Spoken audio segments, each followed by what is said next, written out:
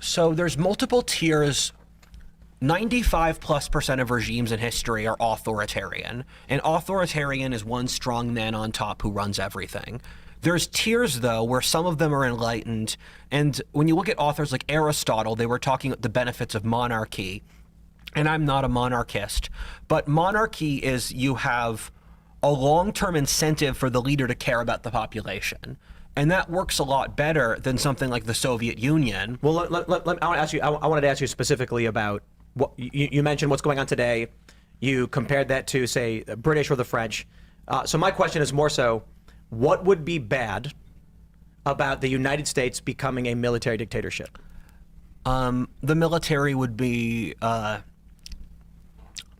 you could have a situation where the military is corrupt, it shuts down capitalism, it shuts down freedom, it shuts down the functioning of a society, and the good things we take for granted die, and those things are fundamentally dependent on freedom.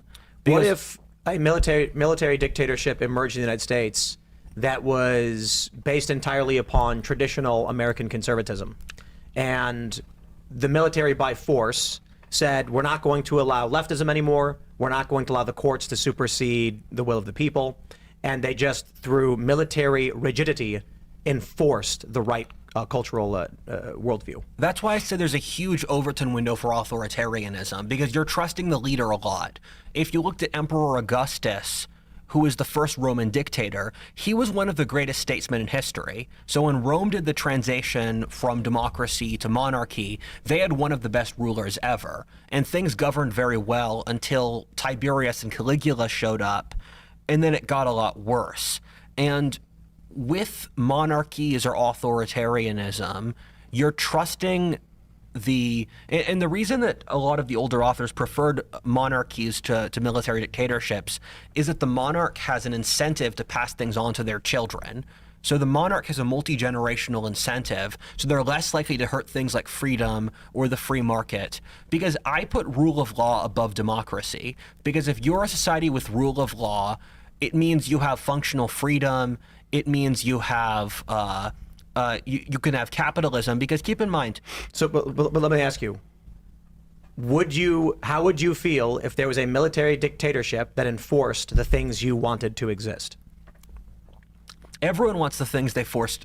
Everyone wants the things that they believe to be enforced. So would you be happy if Donald Trump became a supreme dictator and used the military to enforce laws, but it was everything you wanted in society? I would not be happy with that. What I will say is that the reason you could not have Timcast in any other Western country, because they've had left-wing authoritarianism remove the rule of law and personal freedoms, where once you start pulling that away, you very quickly end up in a society where you lose a lot. And it's one of those things where I put property rights and rule of law above everything else in my framework. But so I guess my ultimate point is, when you look at the history of the United States, there are varying degrees of cultural enforcement across the board. Obviously not military dictatorship, but until you get to Abraham Lincoln, I suppose, when things got pretty serious with the Civil War. But there, blasphemy, for instance, was illegal up until like the early 1800s. My view largely is that if everybody in this country was morally homogenous, they'd be completely happy. Like let's say everybody in this country, 100% of people, were Christian theocrats.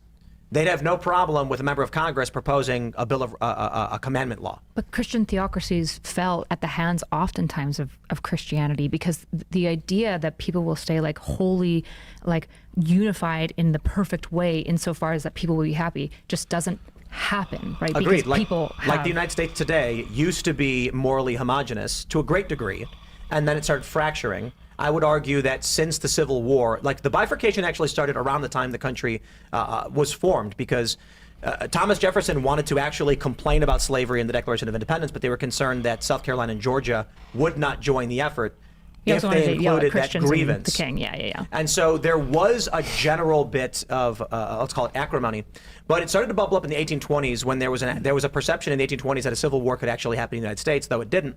And then it did happen, in 1861. Since then, you've had this clash between two polarized worldviews in this country. My point ultimately is, if you have a group of people that believe the exact same thing, the things they argue about are the minutia.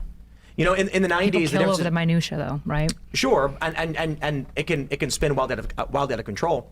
But in the 90s, Democrats and Republicans lived together, got married, and their arguments were over like how much in taxes versus like how long a woman should be allowed to have an abortion. And it was like the Republicans were like, I think 16 weeks is too long, and Democrats are like, it's got to be 18 weeks. That was just the political. Now, that was the political Overton window, though. There were still these ideas. I guess what I'm saying is that when you look at the moral worldview of Democrats and Republicans, the majority of the country in like 1994, they overwhelmingly overlapped, and so they were pretty okay with like, I mean, like, certainly we had protests for the Iraq and Afghanistan war. But still, people generally were like, well, you know, 9/11, right? They rallied around George W. Bush even after 2000. Ultimately, my point is this, just to simplify.